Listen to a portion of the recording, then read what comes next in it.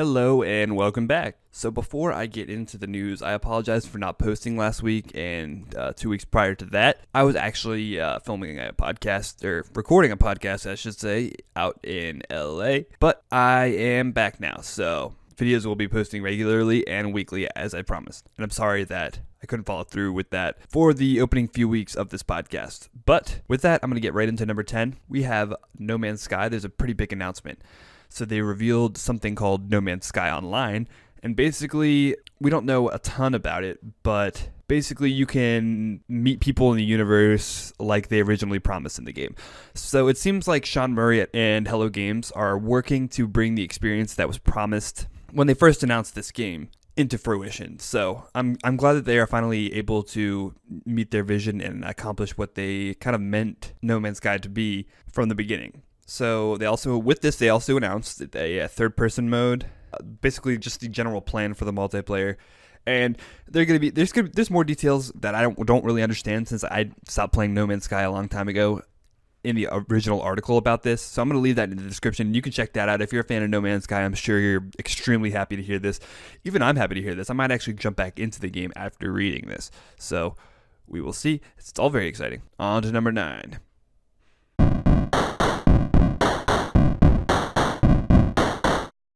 At number 9, so Valve announced last week at GDC that they are going to be completely redoing how your Steam library works. So basically, you know how it's kind of just game now? It's not going to be like that anymore. It's going to be sort of a hybrid of that and the homepage of Steam. So it's going to be kind of a social space as well as being a place where you just look at your games.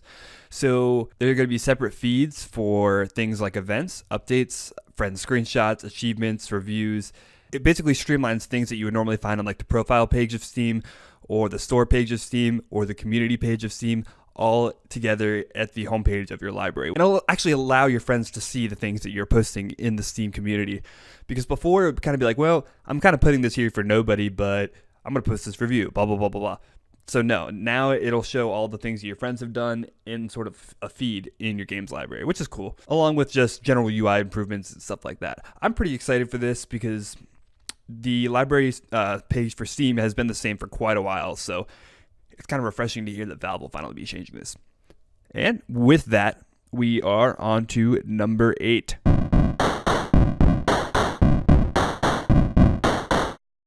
At number 8, Battlefield 5's Firestorm mode is finally going to come out. Yes, this is not a lie. It's really coming out. Wow. This Battle Royale mode, which was originally promised at launch, is now going to finally release on March 25th.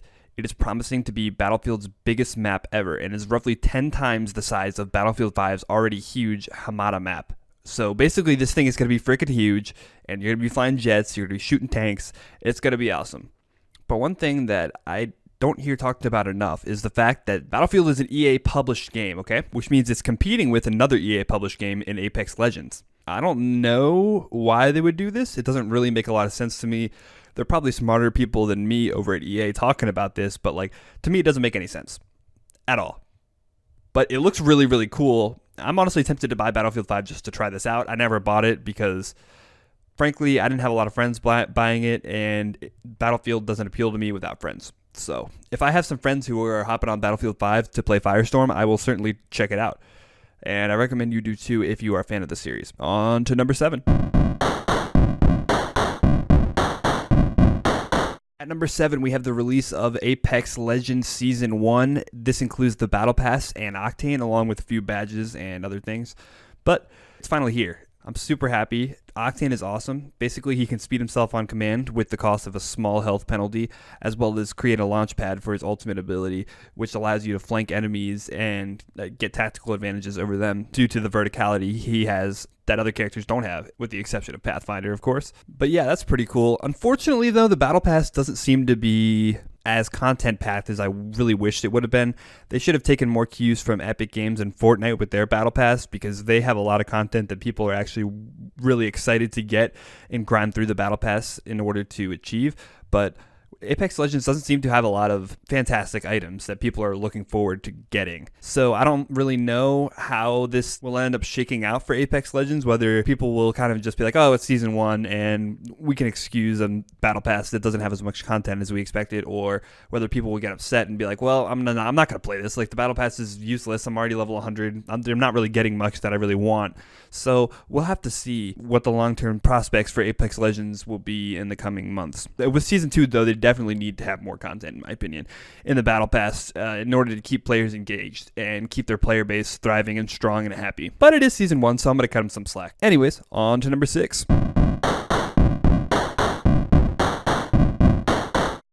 At number 6, the Indiegogo-funded Atari VCS is having more and more troubles and yet another delay.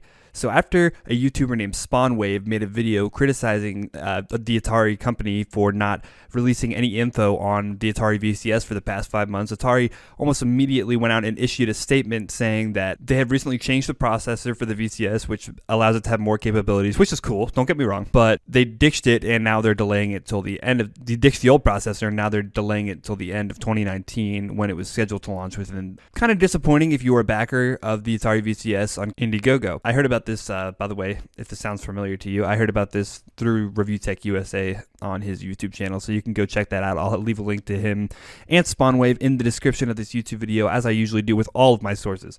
So you can check that out. And also, I'm going to link the article about the Atari VCS and the official statement from Atari about the VCS in the description as well.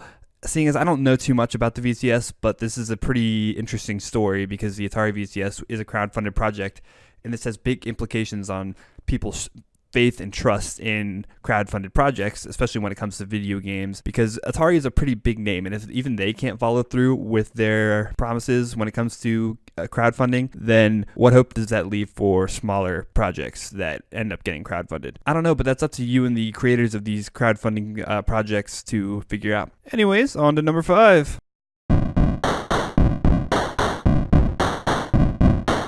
At number 5, we have some big news for Halo fans who currently only own a gaming PC and not an Xbox One, because the Master Chief Collection, including Halo Reach, will soon be available on the Windows Store and Steam. Microsoft announced that during its most recent Inside Xbox livestream. And rather than every game launching at once, they will be rolling out game by game, with Halo Reach being the first game to launch. And after that, they will be releasing in chronological order. All the games included in the collection are going to be Halo 1, 2, 3, 4, and Halo 3 ODST, which got added to Xbox One in 2015. So it's pretty exciting. If you don't own an Xbox One, you finally get a chance to play all these Halo games at 60 FPS in 4K. This will mark the first time since Halo 2 got released in 2007 that PC gamers will have a chance to legitimately play Halo games on their PCs. This is super, super exciting, and this marks a pretty big turn in Microsoft's philosophy towards releasing games on other platforms other than Xbox. Of course, Microsoft has always had a pretty close relationship with PC gamers, seeing as they own Windows, but it's still pretty important because this could set a precedent that will allow future Xbox exclusives to be played on PC. And I think that is actually something that's happening with Play Anywhere anyways, but it's still really cool to note. With that, on to number 4.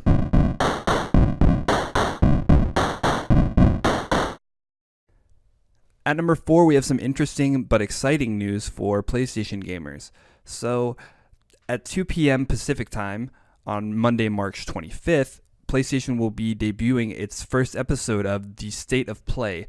I have a feeling that this is going to be Sony's version of kind of the Inside Xbox Nintendo Direct thing that they've been doing for a couple of years, and they're going to be sharing some new announcements about PlayStation and PSVR software. This is super exciting because PlayStation and Sony have basically been on radio silence for the past, it seems like forever, but they're finally going to be sharing some announcements about what's going on in the world of PlayStation on Monday, March 25th. This is really significant because this is the first time this has ever happened with PlayStation. So it's sort of showing a new turn, a new era for Sony when it comes to how they're going to be sharing their news with consumers, seeing as they aren't going to be at E3 in June. I'm going to be super excited. You can watch this on Twitch, YouTube, Twitter, or Facebook, and they're going to be offering a video on demand shortly after the episode airs. Super exciting news if you're a PlayStation fan like I am. Anyways, on to number 3.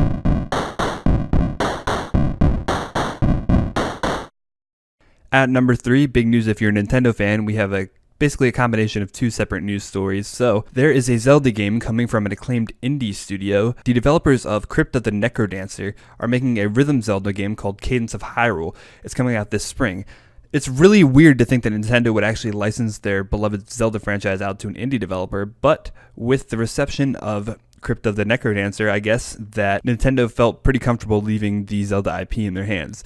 It looks really, really cool. Crypt of the Necrodancer looks really, really cool. I'm actually probably going to download that later tonight because I was reading some reviews for it while making this video, and I actually got really excited. It looks like a really fun game. I'm a huge fan of the rhythm genre, so that should be fun.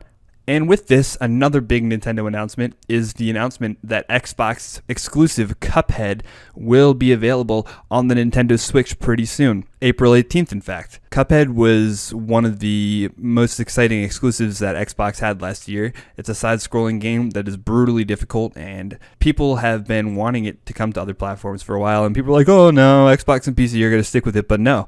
This sort of furthers the evidence that Microsoft and Nintendo have something brewing in the works because Microsoft actually licensed out their best exclusive of last year to Nintendo. This is a super big deal, and I will continue to talk about this as more news comes out about the relationship between Microsoft and Nintendo. But until then, a lot of exciting news. On to number 2.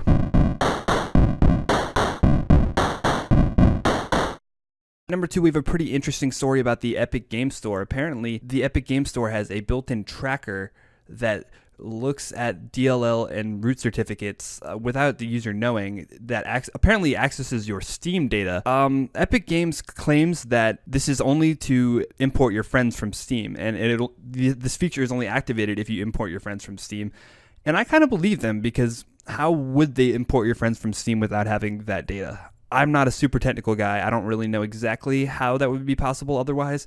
If you have any information that I'm missing, let me know in the comments below. And people worried about this because one of the biggest tech companies in the world from China, Tencent, owns Epic Games. So they were worried that they would be kind of selling the data to the Chinese government and all that. But apparently that is not the case. Apparently, worded very weirdly, only Tim Sweeney, the CEO and boss of Epic Games, remains in control of your data, which isn't very comforting because he's a dude. I don't want him looking at my data either.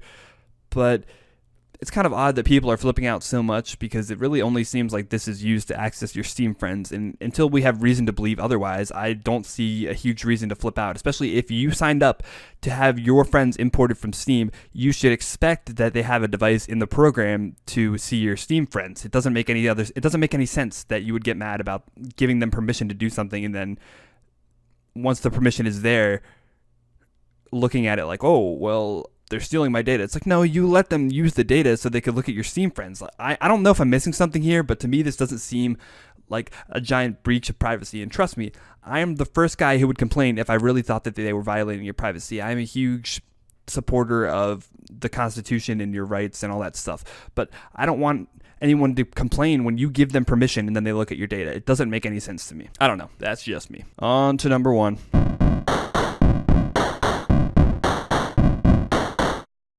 At number 1 is by far the biggest story of this week. Also out of GDC, Google announced a new streaming platform called Stadia.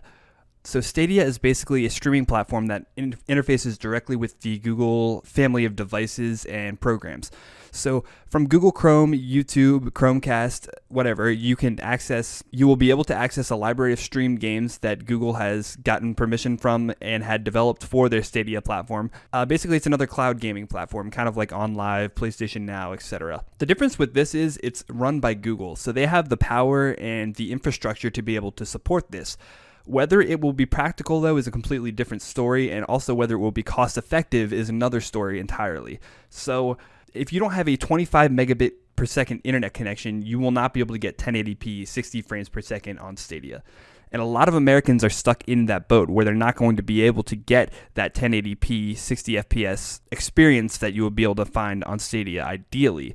And also with things like network throttling and data caps, this could be very troublesome for Google. And I don't know if they've thought about all this. I assume they have, but in an interview with Kotaku Split Screen, the boss of Google Stadia kind of had some interesting comments that somewhat dodged the questions he was asking about network throttling and stuff. So it'll be interesting to see how this plays out, especially with the cost. If this is very cost effective, I can see this taking off. If it's not cost effective, I can see gamers running for the hills at the even thought of streaming a game. Because in the past, streaming games has been very latency filled, not very efficient, and the experience wasn't anything like playing with local hardware. If they can properly emulate the experience of playing on local hardware with Google Stadia, I can see it being a great success.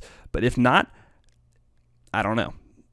That will be what we have to find out. One of the cool things about Stadia, though, is it does support 4K, and they have their own controller that actually doesn't connect to the device itself, but actually your wireless network. It does this to be able to seamlessly switch between devices. Well, say I'm playing on my PC, and then I'm like, okay, well, I want to go play on a big screen. My roommate just left, so I'm going to go play on the TV out there. I simply would have to just bring the controller in there. I wouldn't have to connect it to the TV, wouldn't have to connect it to the Chromecast. I could immediately start playing. So it's interesting. It's an interesting idea that they have. It's all going to depend on the execution, though. It's so hard for cloud gaming to be without latency. That is the biggest, number one, most important, most glaring issue with Google Stadia is, will it be able to avoid latency? I don't know. I am not an employee at Google. I don't have access to their technical data or anything. But if you don't have a lot of bandwidth, it's just going to be hard to play Google Stadia or any cloud gaming for that matter effectively. It's just going to be near impossible. So whether they can do that, that is the number one question. They also have a few ambitious ideas. They have partnerships with Ubisoft and with id for Doom Eternal and Assassin's Creed Odyssey, which are the games they were demoing at GDC. They also founded a first-party game development studio to work on Stadia projects that would be exclusive to Stadia. And you know, if they can make this work, if they can make this effective, then it'll be great. If not, it will be trash and it'll die quickly and it'll be a huge waste of money. So it's up to Google to figure it out and make it work. There are also a few other features I didn't touch on. You can read all about it and you can watch YouTube videos about it. I'm going to link the source I used from Kotaku in the description if you want to read about if you want to listen to the Q&A they had with the boss of Stadia. So you can listen to that if you want to learn more. And that's actually all for this week's episode. So if you like this, please leave a like, please subscribe, please leave a comment. I will be responding to comments actively. And share this if you liked it too. I'm just trying to grow the channel and spread some awesome news about gaming in a quick and easy format to every person out there. Thank you so much. Have a great day.